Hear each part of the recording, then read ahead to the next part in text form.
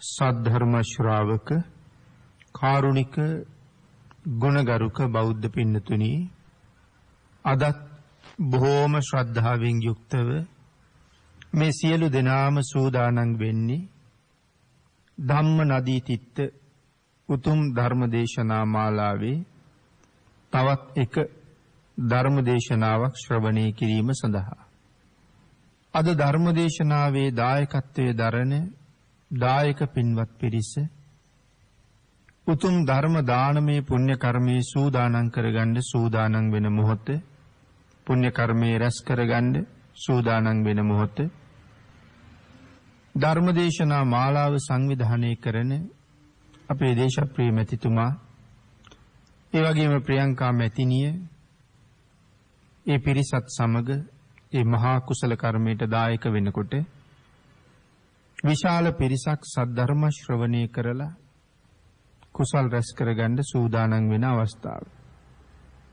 එයින් රැස් කරගන්න උතුම් පුණ්‍ය ධර්මයන් ඊ타ම ඉක්මන් භවයක ඊ타මත්ම කිටි කාලයකින් සැප සහිත ප්‍රතිපදාවෙන් චතුරාර්ය සත්‍ය ධර්මය අවබෝධ කර ගැනීම සඳහාම හේතු වාසනා වේවා කියලා ප්‍රාර්ථනා කරමු.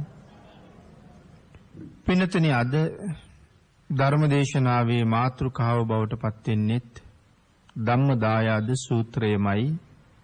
එහි 7 වෙනි දේශනාව තමයි අපි මේ සාකච්ඡා කරන්න සූදානම් වෙන්නේ. 6 වෙනි ධර්මදේශනාව අපි නිමා කරන්නට යෙදුණා බුදුරජාණන් වහන්සේ හඳුන්වන්න පාවිච්චි කළ තවත් නම් කීපයක් සාකච්ඡා කරමින්.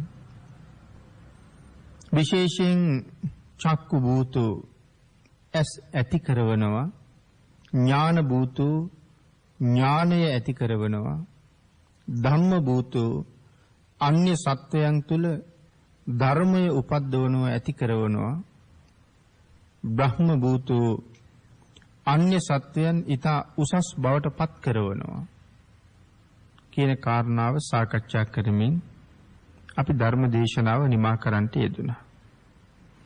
ඊට අමතරව අපේ බුදුරජාණන් වහන්සේට තවත් විශේෂ ගුණ කතනයක් කරලා තියෙනවා, වත්තා පවත්තා කියලා. එයි මේ වත්තා පවත්තා කියලා සඳහන් කරන්නේ යම් ධර්මයක් මුලින්ම දේශනා කරනවා. දේශනා කරනවා විතරක් නෙමෙයි පින්නතුනි, ඒ දේශනා කරන ධර්මය අදිෂ්ඨාන කරනවා. යම්තාක් බුදුරජාණන් වහන්සේ ජීවමානව වැඩ ඉඳිමින් ලෝක සත්වයාට ධම් දේශනා කළාද, ඒ හැම බණ පදයක්ම අදිෂ්ඨාන කළා මොකටද? තවත් අවුරුදු 5000ක් කල් එහි ගුණය නොනැසී පවතින්න අදිෂ්ඨාන කරලා තියෙනවා. අන්න ඒ නිසයි මේ වත්තා පවත්තා කියලා කියන්නේ. එහෙම අදිෂ්ඨාන කරපු නිසා තමයි අද ඔබත් මමත් බණ අහන්නෙත් ධර්ම සාකච්ඡා කරන්නෙත්.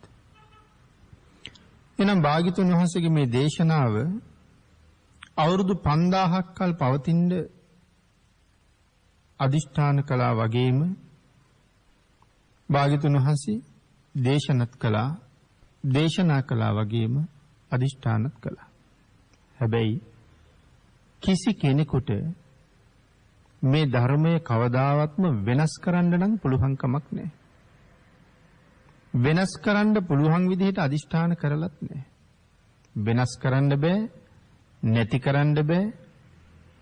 භාග්‍යතුන් වහන්සේ දේශනා කරපු ධර්මය අදිෂ්ඨාන කළ තාක්කල් ඒ විදිහටම පවතිනවා.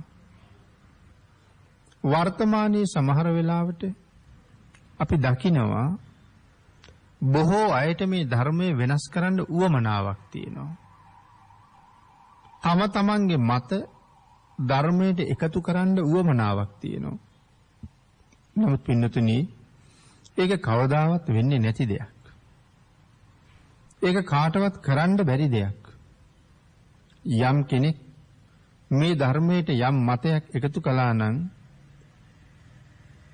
ඒ තමන් එකතු කරන මතය ධර්ම කාරණාවක් නෙමෙයි මිත්‍යා දෘෂ්ටියක් බවටමයි පත් වෙන්නේ. ඒ නිසා ඒක පැත්තක තියෙනවා ධර්මයේ පැත්තක තියෙනවා. පිළිතුර සඳහන් කළා යම් කෙනෙකුට මේ දේශනාව වෙනස් කරන්න නැතිව මේන් එක අකුරක් ඇලපිල්ලක් ස්පිල්ලක්වත් හොලවන්නවත් බෑ කියලා. ඒක ඒ තරම්ම තහවුරු කරලා භාග්‍යතුන් වහන්සේ දේශනා කරලා තියෙනවා. විශේෂයෙන් බෞද්ධ රටවල් ලෝකේ 10ක් විතර තියෙනවා. විශේෂිත බෞද්ධම රටවල්. ඒ හැම බෞද්ධ රටකම බුදුරජාණන් වහන්සේගේ දේශනාව අන්තර්ගත වෙච්ච ත්‍රිපිටක පොත් තියෙනවා. ඒ රටවල් 10ේම පොත් අරගෙන සංසන්දනය කරලා බැලුවොත් හැම පොතක්ම එක සමානයි. හැම මූලාශ්‍රයක්ම එක සමානයි. එහෙනම් රටින් රටට වෙනස් වෙලා නැහැ. වෙනස් වෙලා නම් බුද්ධ භාෂිතේ වෙනස් වෙන්න ඕනේ. නමුත් ඒක වෙන්නේ නැහැ කියලා අපි මුලින් සඳහන් කරන්න යෙදුණා. වර්තමානයේ තව සමහර අය තර්ක ගොඩනගනවා. අපේ රටේ තිබිච්ච ධර්මය විදේශ ආක්‍රමණවලදී විදේශිකයෝ අරගෙන ගියා කියලා. අපේ පැරණි පොත්පත් විදේශිකයෝ අරගෙන ගියා. ඒ පොත්වල තමයි නියම ධර්මයේ තියෙන්නේ. දැන් අපිට එහෙම ධර්මයක් නැහැ කියලා. නමුත් පින්නතුනි මේ ලෝකේ හැම බෞද්ධ රටකම තිබිච්ච හැම මූලාශ්‍රයක්ම ඒ අයට ගන්න බැරි වුණා. මේ රටේ නැති වුණත් අනික් රටවල් වල ඒක එහෙම්මම තියෙනවා. ඒ රටවල් වල තියෙන ධර්මයයි අපේ රටේ අද අපි පාවිච්චි කරන බුද්ධ ජයන්ති ත්‍රිපිටකය කියන මේ පොතයි සංසන්දනය කරලා බලහම කිසිම වෙනසක් දකින්නේ නැහැ. ඒ කියන්නේ අපේ රටින් ධර්මයේ අතුරුදහන් කරන්න කාටවත් බෑ කියන එක. ඒ නිසා අපිට තාමත් මේ නිර්මල ධර්ම රත්නයේ භාග්‍යතුන් වහන්සේ අදිෂ්ඨාන කරපු විදිහටම තියෙනවා. ඒක කිසි වෙනසක් නැහැ. මේ ධර්ම රත්නය වෙනස් වුණාද කවුරු හරි වෙනස් කළාද බෞද්ධ රටවල් වල රටින් රටට තියෙන දහම් කරුණු වෙනස්ද කියන කාරණාව මෑත කාලේ නැවත වතාවක් සංසන්දනය කරලා බැලුවා. මෑත කාලේ කීවට ඒ 1954 භික්ෂුන් වහන්සේලා 2500ක් විතර සමගියෙන් එකතු වුණා. ඒ එකතු වුණ තැන මහරහතන් වහන්සේලා හිටියා.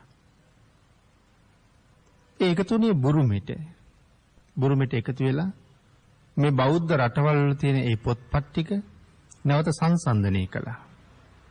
සාකච්ඡා කළා. සජ්ජායනා කළා. එහෙනම් මේ එක රටකවත් මේ ධර්මයේ තාම වෙනස් වෙලා නැහැ. නිර්මල බුද්ධ භාෂිතයේ ඒ විදිහටම පවතිනවා කියලා නැවත වතාවක් තහවුරු කළා රහතන් වහන්සේලා. ඒකට කියනවා චට්ට සංගායනාව කියලා.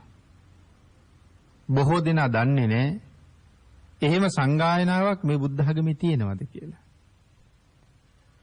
රහතන් වහන්සේලා අවුරුදු 2ක් තිස්සේ 1954 ඉඳලා 1956 වෙනකන් ත්‍රිපිටකය පිළිබඳව මනා දැනුමක් තියෙන භික්ෂූන් වහන්සේලා, මාර්ගඵලලාභීන් වහන්සේලා, රහතන් වහන්සේලා දෑවුරුද්දක් තිස්සේ කරපු සංගායනාවේ ප්‍රතිඵලය තමයි චට්ට සංගායනාව කියලා කියන්නේ බුරුම චට්ට සංගායනාව.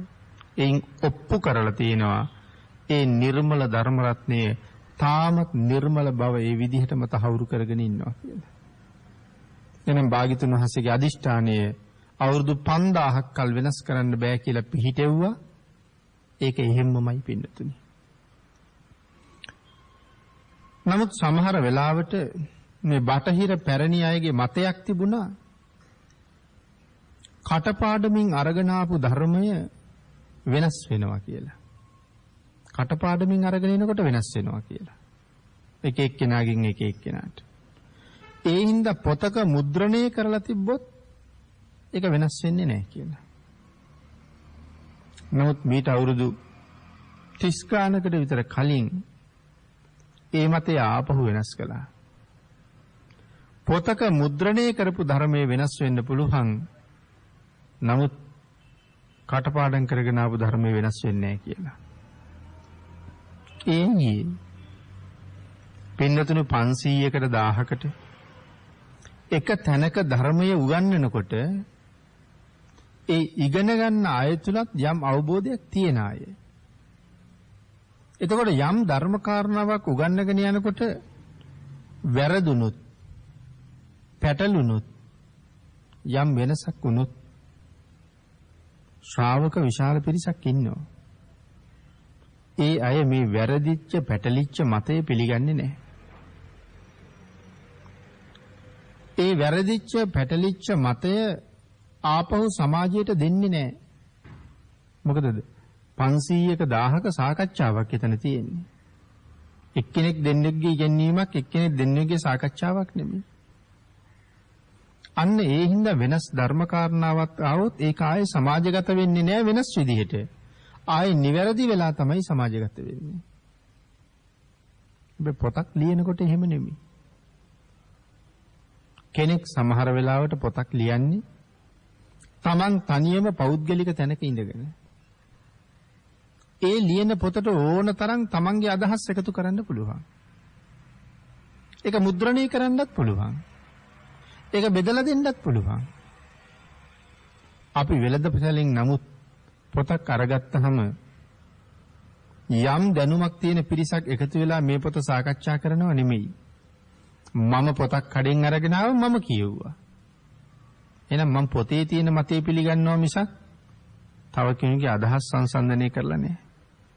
නමුත් පොත ලියාපු කාලේ තමන්ගේ මත ගොඩක් ධර්මයේ නමින් එකතු වෙලා තියෙන්න පුළුවන්. ඒක ධර්මයේ වෙන්නේ නැහැ. එහෙනම් මුද්‍රිත මාධ්‍යයෙන් තියෙනකොට වෙනස් වෙන්න පුළුවන්.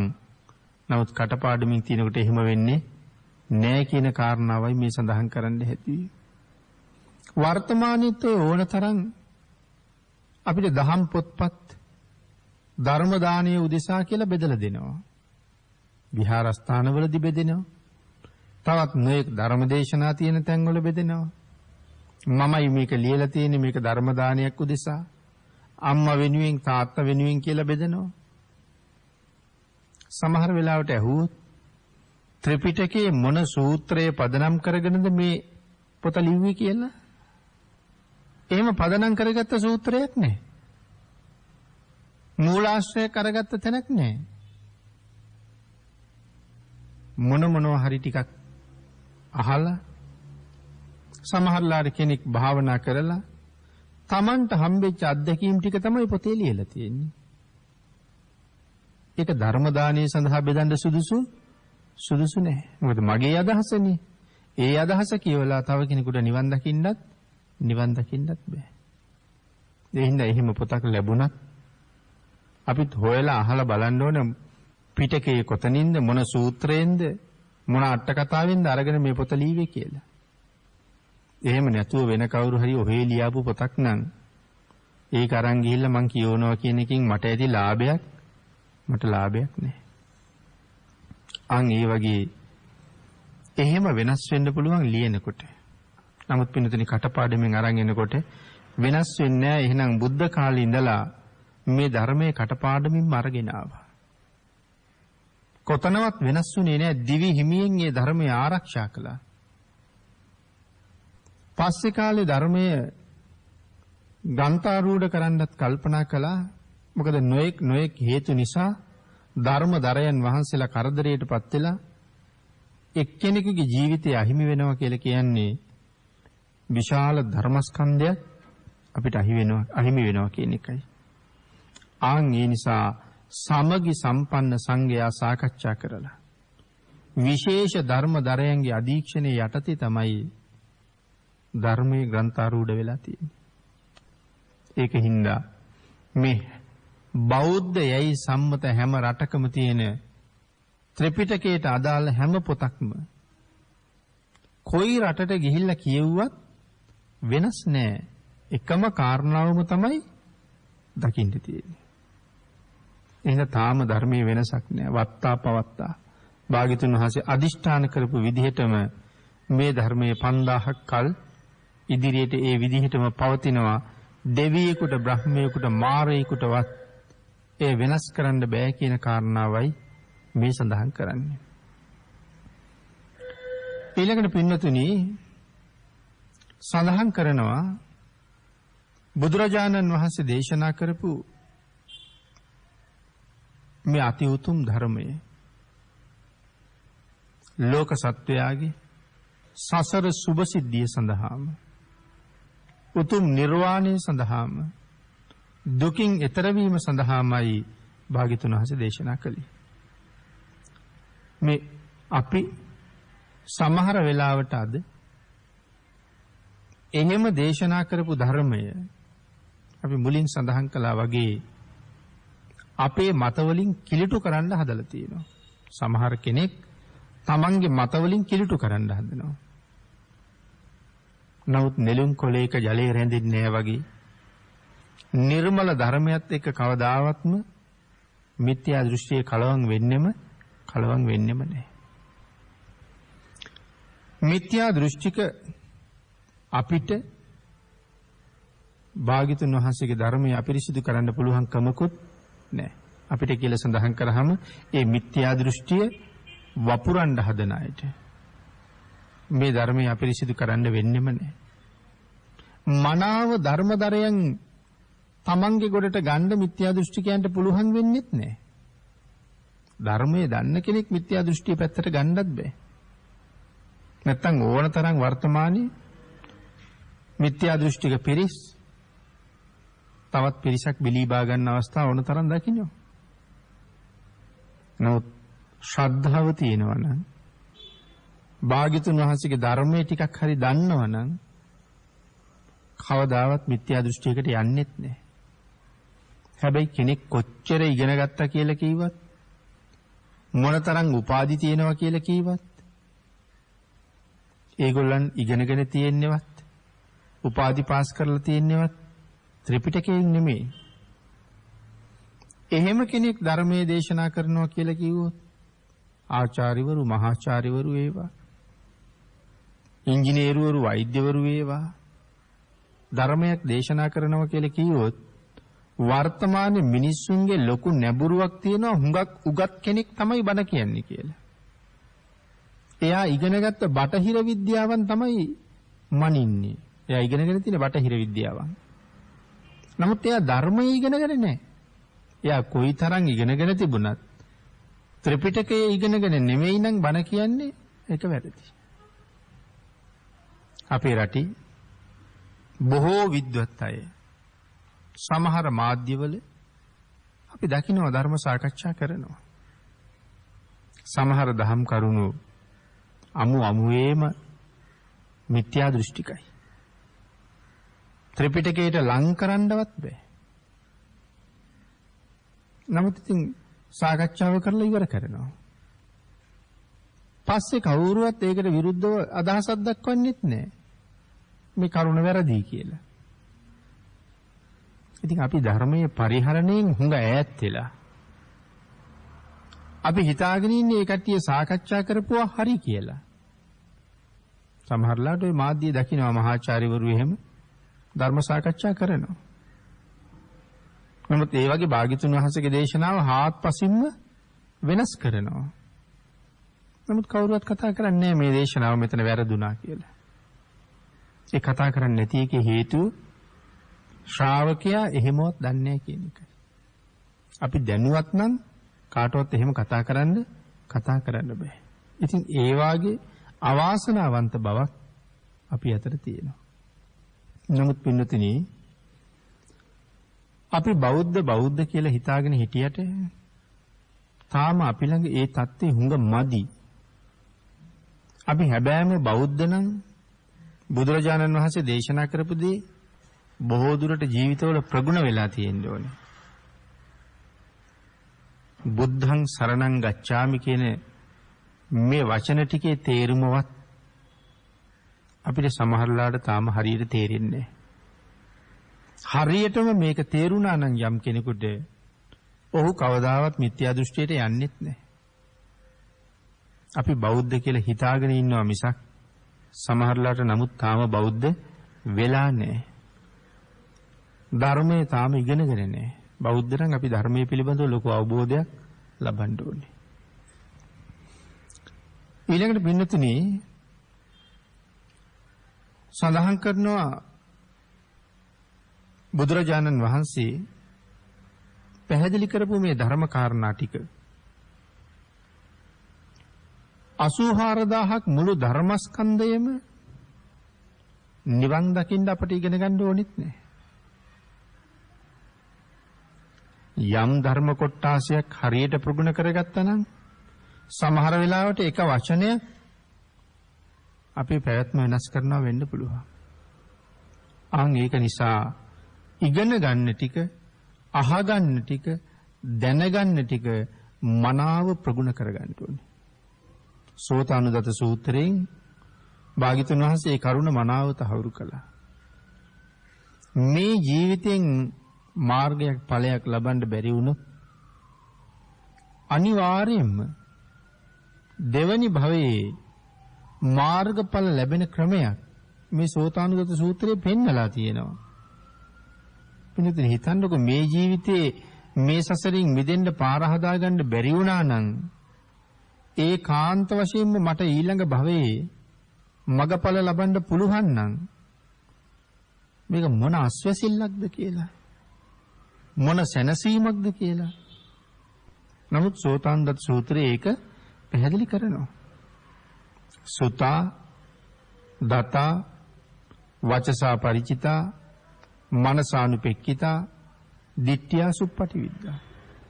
මේ ආකාර පහෙන් මනාව මේ ධර්මයේ නවාංග ශාස්ත්‍රීය ශාසනයේ එක කොටසක්වත් නමයේම නෙමෙයි එක කොටසක්වත් ප්‍රගුණ කරගත්තොත් මරණින් පස්සේ ඒකාන්තයෙන්ම දෙව්ලොව උපදිනවා.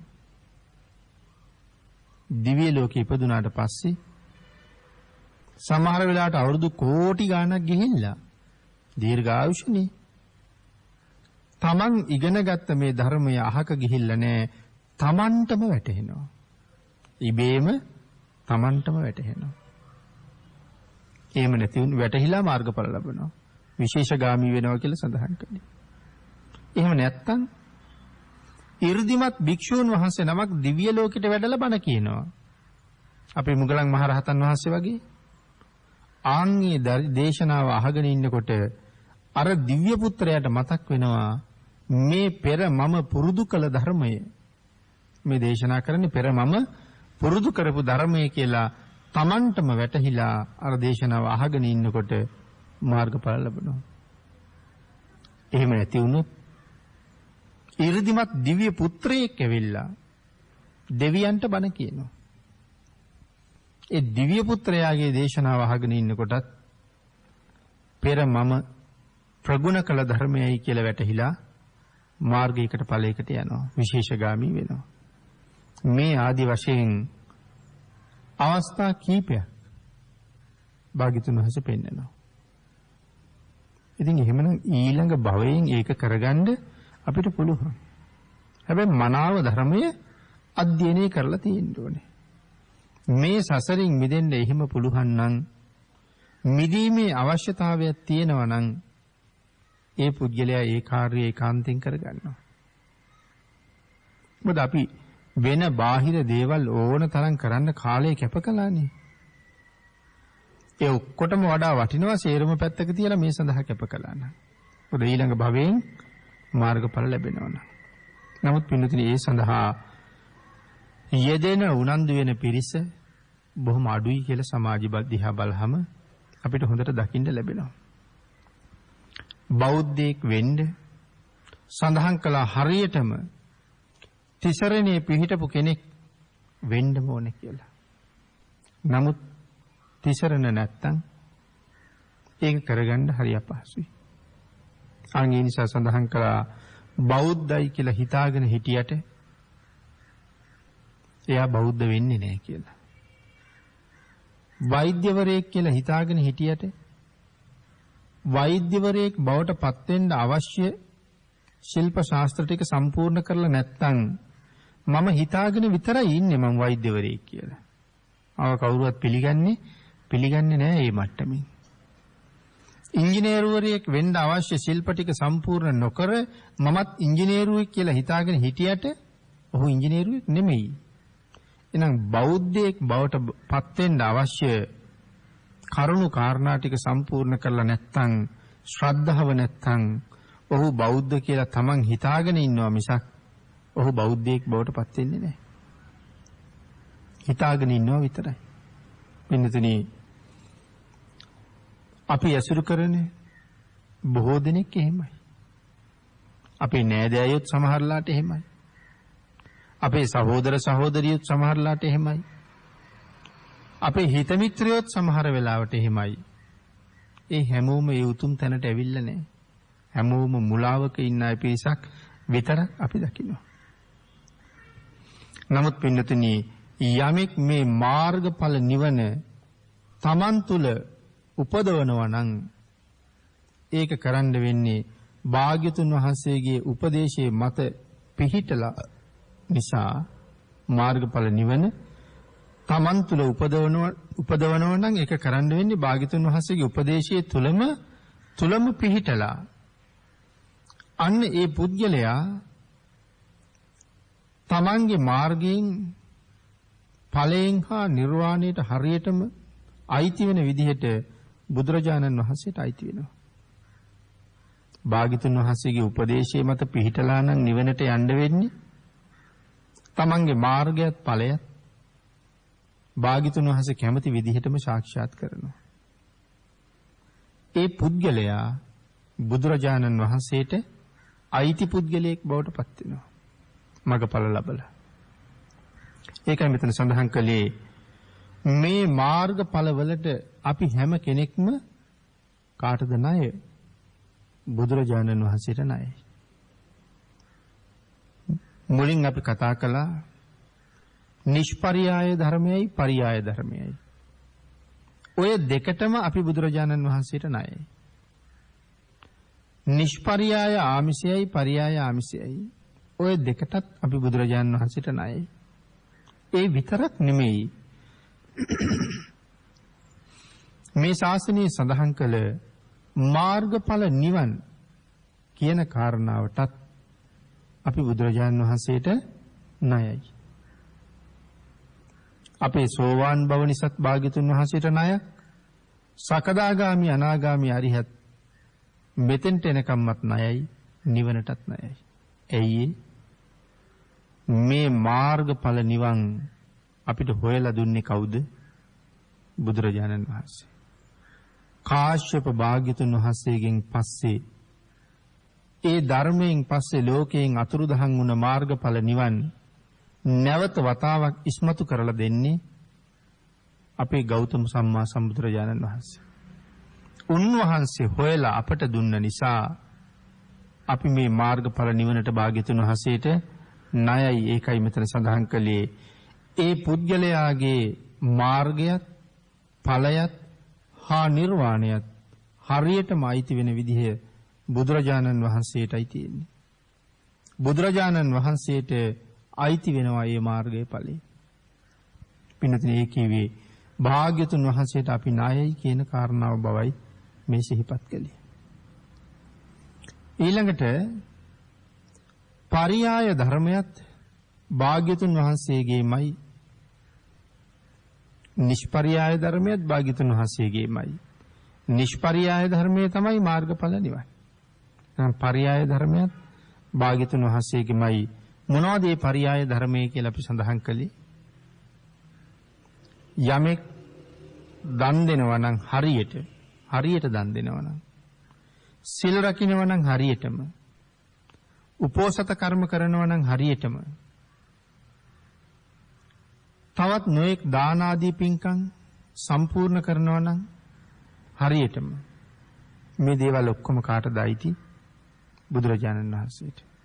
මොකද අපට දන් දෙන විදිහ කියලා දුන්නේ කවුද? බුදුරජාණන් වහන්සේ. තිසරණ පන්සිල් ආරක්ෂා කරගන්න විදිහ කියලා දුන්නේ බුදුරජාණන් වහන්සේ. පොයට අටසිල් සමාදන් වෙන විදිහ, නවාංග උපෝසතේ දසාංග උපෝසතේ සමාදන් වෙන විදිහ අපිට කියලා දුන්නේ බුදුරජාණන් වහන්සේ. ධ්‍යාන අභිඥා ලබන්න උපදෙස් ලැබලා දුන්නේ බුදුරජාණන් වහන්සේ. එහෙමනම් ඒ සියල්ල කරන්නේ බුදුරජාණන් වහන්සේගේ උපදේශය මත පිහිටලා. එහෙමනම් ඒකට කියේ පරියාය ධර්මයේනේ. මේ දේවල් වලින් සංසාරේ සැපත් විඳගෙන නිවන් හොයාගෙන යන මගක් තියෙන්නේ. දන් දීලා සිල් රැකලා අභිඥා ලැබලා සංසාරේ සැප හොයාගෙන ගිහිල්ලා ඒ සැප කෙරවල නිවන් අවබෝධ කරන ක්‍රමයක්. එතකොට ඒ ක්‍රමය අපිට කියලා දුන්නේ බුදුරජාණන් වහන්සේ. ඒ නිසා පරියාය ධර්මයටත් අපි බුදුරජාණන් වහන්සේට ණයයි. නිෂ්පරියාය ධර්මයටත් ණයයි, පරියාය ධර්මයටත් ණයයි. ඊළඟට සඳහන් කළා විශේෂයෙන් පිනතුනි මේ සමහර අය අපිට කියන්නේ බුද්ධ ආගමේ විතරක් නෙමේ අනිත් ආගම් වලත් ගත යුතු හොඳ දේවල් තියෙනවා කියලා. අපිට ඕන තරම් ඇහෙනවා ඔය වචනේ. අනිත් ආගම් වලත් ගත යුතු හොඳ දේවල් තියෙනවා. සමහර අය කියන හැම දහමකින්ම හැම ආගමකින්ම ඉගැන්වුවේ හොඳ දෙයක්. පුද්ගලයාගේ විතරයි වෙනස කියලා. නමුත් කරුණු කාරණා මනාවම පැහැදිලි කරනවා. ඒ ආගම් වල මිත්‍යා දෘෂ්ටිය වැඩියෙන් තියෙනවා. නමුත් හොඳ කරුණක් තියෙනවා නම් ඒක ලෞතර බුදුරජාණන් වහන්සේගේම තමයි. භාග්‍යතුන් වහන්සේගේ ධර්මයෙන්ම තමයි ගිහිල්ලා තියෙන්නේ. මේ ලෝකේ කොතන හරි තියෙනවා නම් හොඳ වචනයක්. ඒ හැම එකක්ම කොහෙන්ද? ඒ හැම එකක්ම බුදුරජාණන් වහන්සේගේ. කායික කරන හොඳ ක්‍රියාවක් තියෙනවනම්, වාචසිකව කියන හොඳ වචනයක් තියෙනවනම්, මානසිකව හිතන හොඳ දෙයක් තියෙනවනම් මේ හැම එකක්ම බුද්ධ ධර්මයෙන් තමයි තිලින වෙලා තියෙන්නේ. ඒකට හේතු කාරණා කොහොමද කියලා විශේෂයෙන් අපේ සූත්‍ර ධර්ම වලින් දකින්න පුළුවන්. මාගන්ධිය සූත්‍රයෙන් මේක පැහැදිලි කරන එක තැනකුත් තියෙනවා. මොකද මාගන්ධිය බ්‍රාහ්මණයට අපේ බුදුරජාණන් වහන්සේ කරුණ දක්වනකොට මේ උතුම් නිවනට යෑම ගැන ආරෝග්‍ය පරමාලාභා නිබ්බාණං පරමං සුඛං අට්ටංගිකෝච මග්ගාණං khේමං අමතගාමිනං මේ ගාථා රත්නේ මුල් පද දෙක බුදුරජාණන් වහන්සේ දේශනා කරනකොට මාගන්ධිය බ්‍රාහ්මණය කෑ ගහලා කියනවා ස්වාමීනි ආශ්චර්යයි ස්වාමීනි ආශ්චර්යයි අද්භූතයි ස්වාමීනි ඇයි කියලා ඇහුවා. ඔය මුල් පද දෙකට අනුව ඔබ වහන්සේත් මමත් සමානයි. ඒ කොහොමද කියලා ඇහුවා. ස්වාමීනි ඔය පද දෙක අපේ පොත්වල තියෙනවා. මොකක්ද මේ පොත්වල තියෙන පද දෙක? ආරෝග්‍ය පරමාලාභා නිබ්බාණං පරමං සුඛං. අට්ටංගිකෝච මග්ගාණං khේමං අමතගාමිනං කියන පද දෙක නැහැ. භාග්‍යතුන් වහන්සේ අහනවා කෝ එතකොට ඊතුරු පද දෙක? ඒක නෑ ස්වාමීනි ඔච්චරයි තියෙන්නේ. භාග්‍යතුන් වහන්සේ සඳහන් කළා මාගන්ධිය පෙර බුදුරජාණන් වහන්සේලාගේ ධර්මය හොරකම් කරලා තමන්ගේ පොත්වල ලියාගෙන ඒ වුණාට ධර්ම කාරණාව සම්පූර්ණ නෑ. හොරකම් කරලා පොත්වල ලියාගෙන අනිත් ටික සම්පූර්ණ කරන්න දන්නේ නෑ. භාගයට හොරකම් කරගෙන තියෙන්නේ. මේ වාගේ කරුණු වලින් තව සූත්‍ර වලින් පැහැදිලි කරනවා ලෝකේ හොඳ දෙයක් යම් තැනක තියෙනවා නම් ඒක බුදුරජාණන් වහන්සේගේම තමයි කියලා.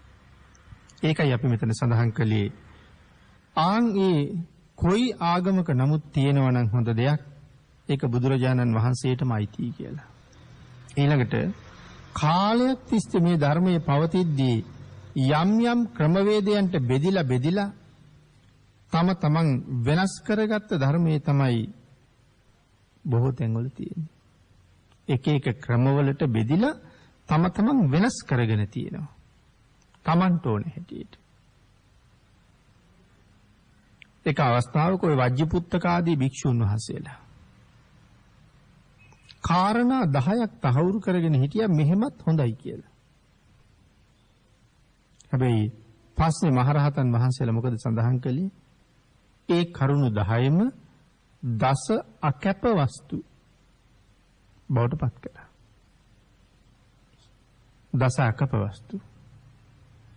තමන් යහපත් කියලා යොදාගෙන හිටපු කරුණු 10ක් අයහපත් කරුණු හැටියට ආර්ය ශාසනයෙන් එළියට ප්‍රතික්ෂේප කළා. එහෙනම් පින්නතුනි මේ බුද්ධ ආගමේ උනත් වෙනස් වෙලා නැත්තේ මොකද්ද? ථෙරවාදය. බුද්ධ ආගමෙත් මහායානය කියලා කොටසකුත් තියෙනවනේ. මහායානයේ ථෙරවාදය. එතකොට වෙනස් නුනේ මොකක්ද? ථෙරවාදය. ඒ ථෙරවාදය කියලා කියන්නේ මහරහතන් වහන්සේලාගේ වාදය. මහරහතන් වහන්සේලාගේ වාදය මොකක්ද? භාග්‍යතුන් වහන්සේගේ ධර්මය. මහරහතන් වහන්සේලා බිහි වුණේ ඒ ශ්‍රී මුක ධාතුවෙන් නික්ලේශී හදමඩලේ ඉපදිලා පිට වුණ නිර්මල වචන වලින් තමයි මහරහතන් වහන්සේලා හැදුවේ. එහෙනම් මහරහතන් වහන්සේලාගේ වාදය කියලා කියන්නේ නිර්මල ධර්ම රත්නයම තමයි. ඒක කවදාවත් වෙනස් වෙන්නේ නැහැ. මහායානාදී නොඑක් ධර්ම නොඑක් කාලවල වෙනස් වෙනවා. යම් වෙනස් කරලා පොතක් ලියවොත් මහායාන ආගම් වල ඒ පොත ලියපු කෙනාට හුඟක් සම්මාන හම්බ වෙනවා. තාන්න මාන්න හම්බ වෙනවා. වෙනස් කර ලියන්න පුද්ගලයා උසස් වෙනවා.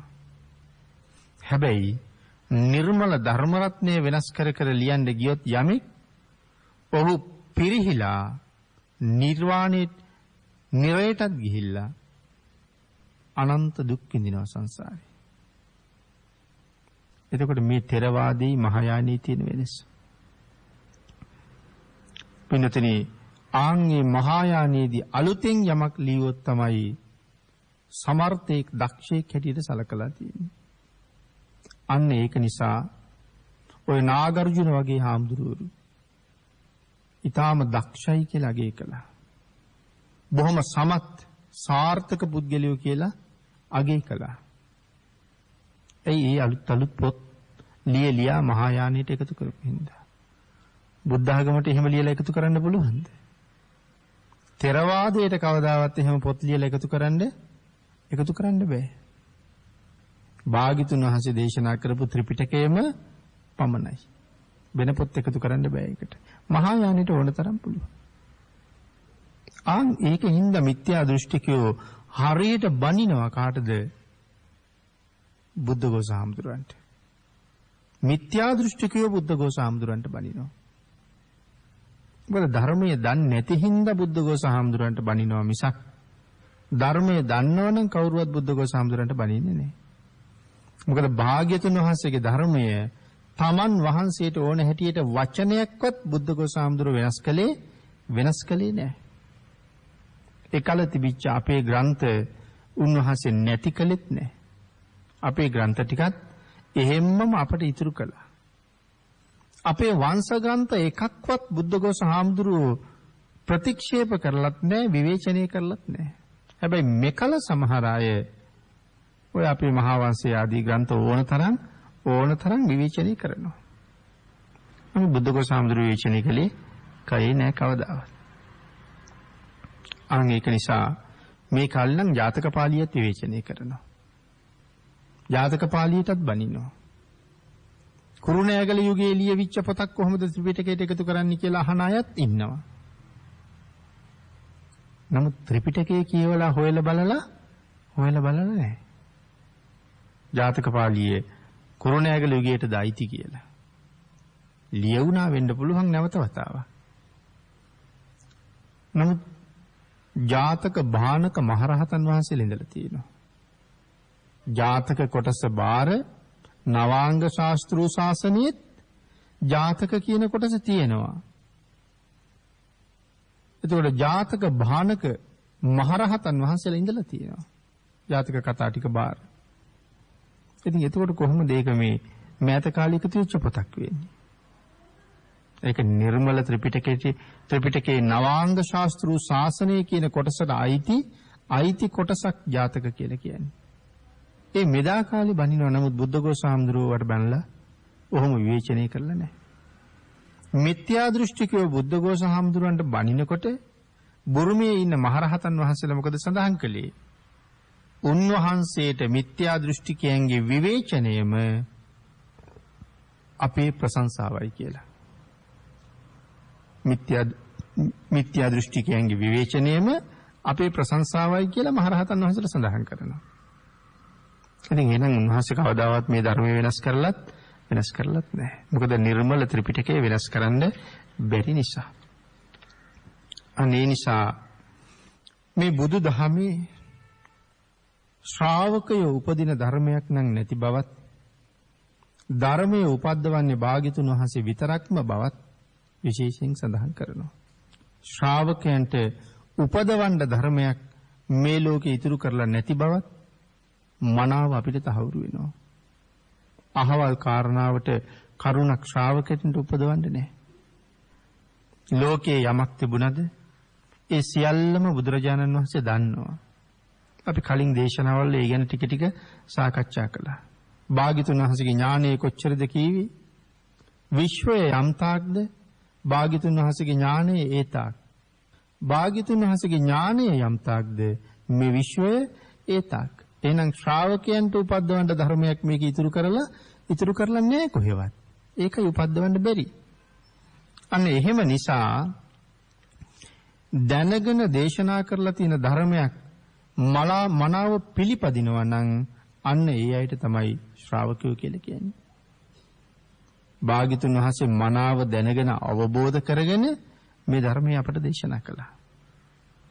මේක අවබෝධ කරගන්න උන්වහන්සේ හිටියදී කටයුතු කළාද? නෑ. මහා කල්ප අසංඛ්‍ය 4යි ලක්ෂ 1ක්. නියත විවරණ අරගෙන මොකද්ද අධ්‍යයනය කළේ? ලෝක ස්වභාවය. ඒක මනාව අධ්‍යයනය කළා. මනාව දැනගත්තා. මනාව අවබෝධ කරගත්තා. දැනගෙන අවබෝධ කරගෙන මහා කල්ප අසංඛ්‍ය 4යි ලක්ෂ 1ක පරීක්ෂණයකින් පස්සේ ලෝක සත්වයාට ඊ타ත්ම නිවැරදිව ඒ ධර්මයේ දේශනා කළා.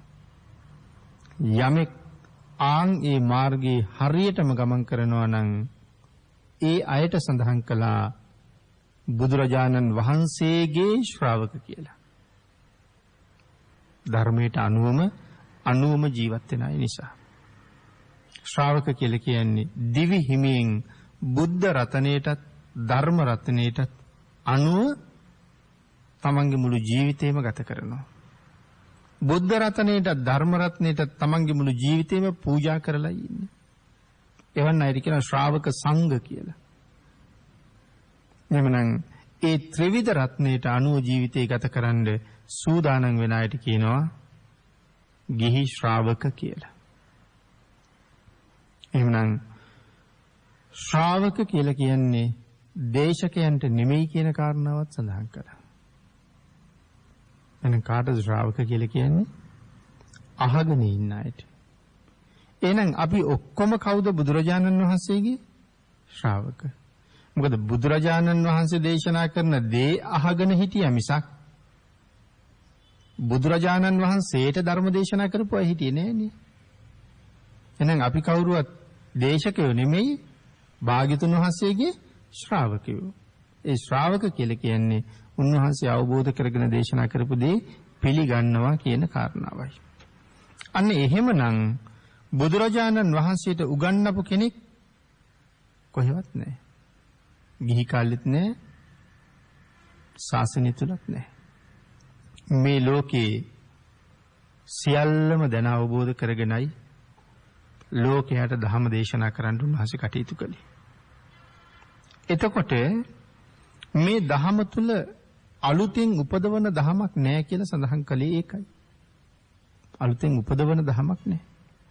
යමෙක් අලුතෙන් දෙයක් ඉපදෙව්වොත් ඒක බොරුවක් මිස ඒක බුදුදහමට අයිති දෙයක් වෙන්නේ නැහැ. අලුතෙන් උපදවනව නම් බොරුවක්.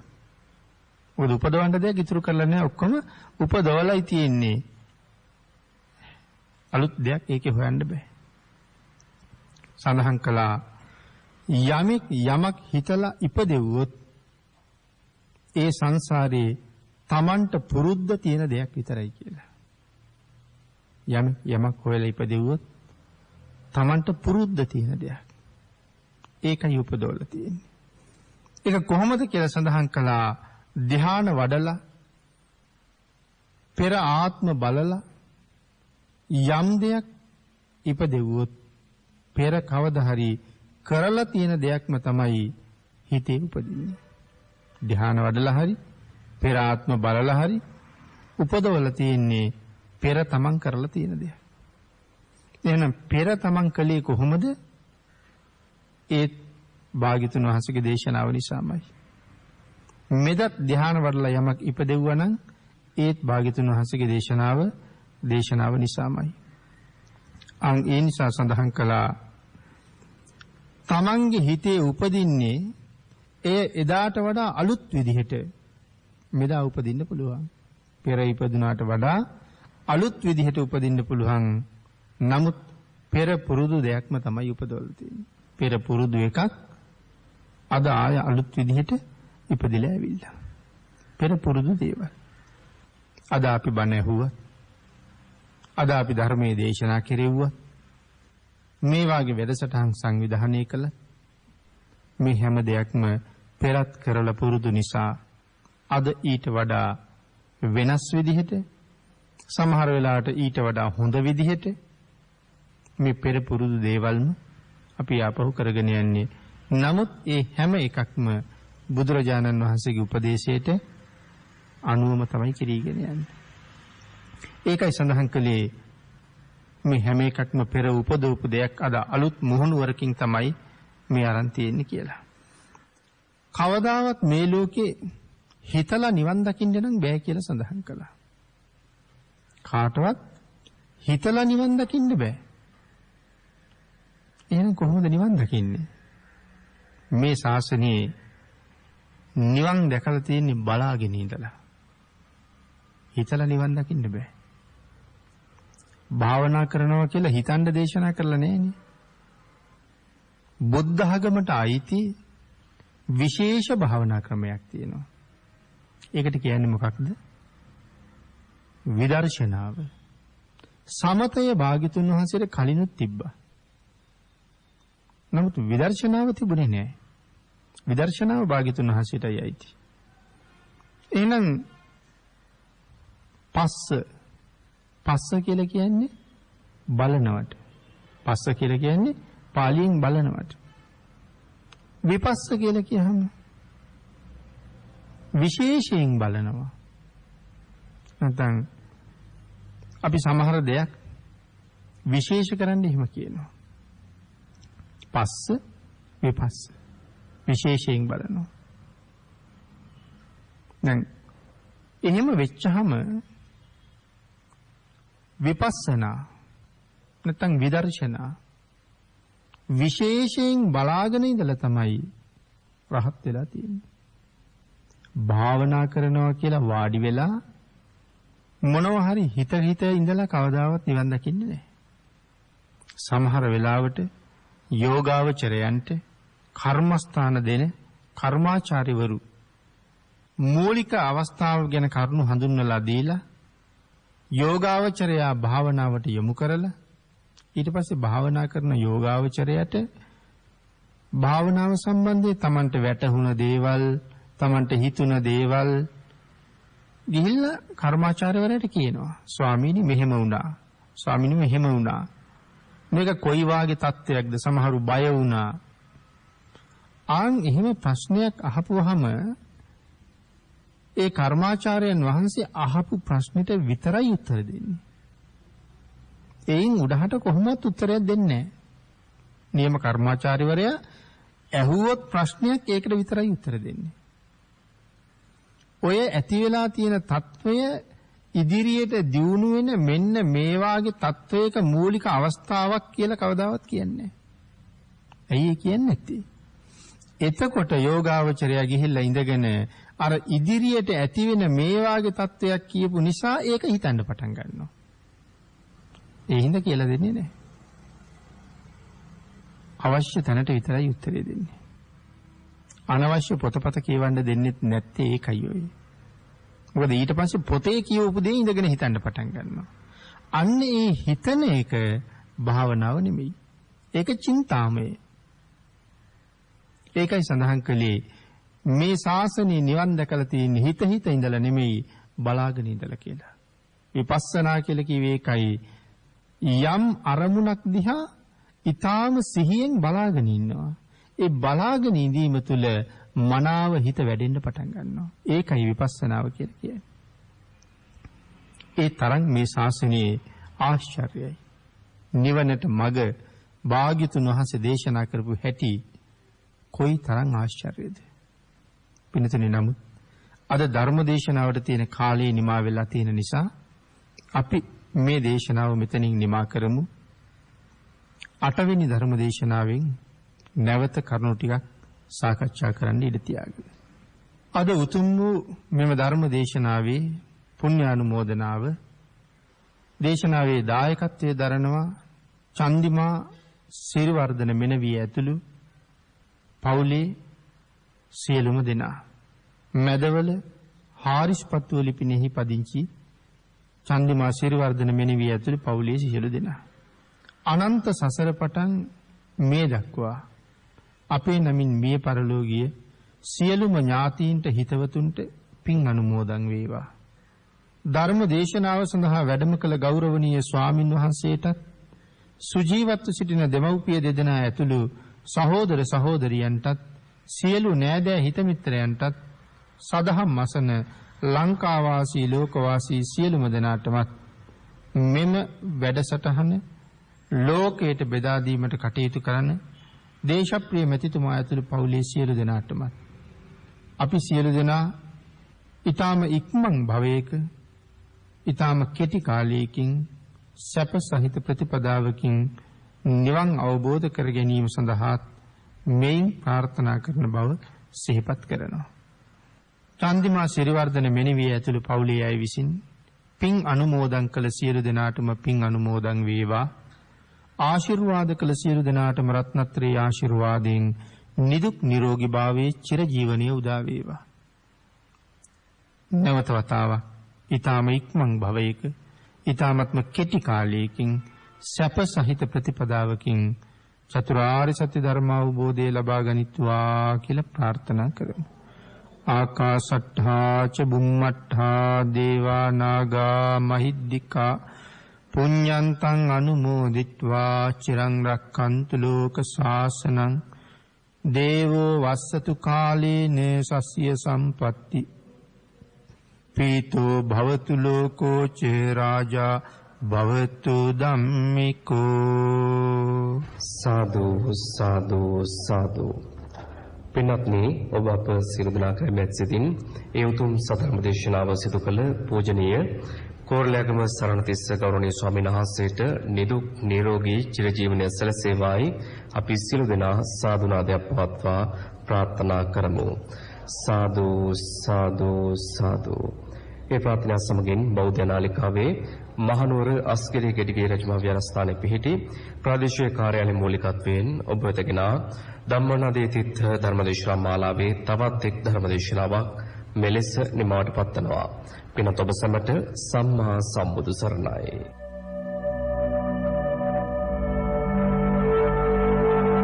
පියලුණු දෙවියට සදහම් නදියෙන් සිසිලස ලබන්නට